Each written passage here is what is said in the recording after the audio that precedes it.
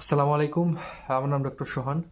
আজকের ভিডিওর বিষয় হচ্ছে যে ৪টা লক্ষণ থাকলে বা ডেঞ্জার সাইন থাকলে অবশ্যই আপনার ৫ বছরের ছোট বাচ্চাকে হাসপাতালে ভর্তি করবেন সেই ৪টা লক্ষণ নিয়ে।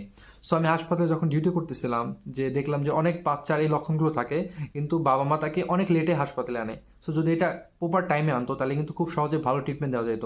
সো সেই ৪টা লক্ষণ কি? যে ৪টা লক্ষণ থাকলে অবশ্যই তাকে হাসপাতালে অ্যাডমিট হইতে হবে। সো এগুলো বলা হয় ডেঞ্জার সাইন। এটা হচ্ছে WHO যেটা ওয়ার্ল্ড হেলথ অর্গানাইজেশন তারা যে বাচ্চাদের চিকিৎসার জন্য ট্রিটমেন্ট যেটা গাইডলাইন ইউজ করে সেটা হচ্ছে IMCI অর্থাৎ integrated management of childhood illness. So এটা তারা পাবলিশ করে, সেখানে ৪টা এরকম ডেঞ্জার সাইনের কথা আছে যে ৪টা থাকলে অবশ্যই তাকে হাসপাতালে অ্যাডমিট হইতে হবে।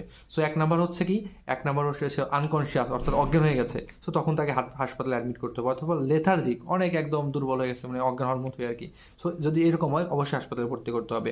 ২ নাম্বার হচ্ছে বাচ্চা ঠিক মতো খাইতে পারতেছে না, এমনকি মায়ের দুধও খাইতে পারতেছে না, ঠিক আছে, কোনো কিছু খাইতে পারতেছে না, ঠিক আছে বাচ্চা, ঠিক আছে, পানি খাইতে পারতেছে না, দুধ খাইতে পারতেছে না, সেক্ষেত্রে কিন্তু বাচ্চাকে হাসপাতালে ভর্তি করার জন্য আনতে হবে। ৩ নাম্বার হচ্ছে ভুমিটস এভরিথিং, অর্থাৎ যা বাচ্চা খাচ্ছে সব বমি করে ফেলতেছে, যা বাচ্চা খাচ্ছে সব বমি করে ফেলতেছে, এটা হচ্ছে ৩ নাম্বার লক্ষণ হাসপাতালে ভর্তি করার।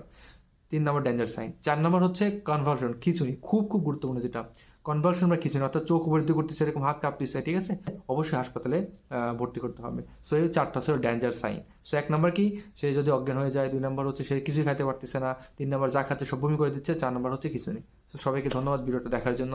আসসালামু আলাইকুম।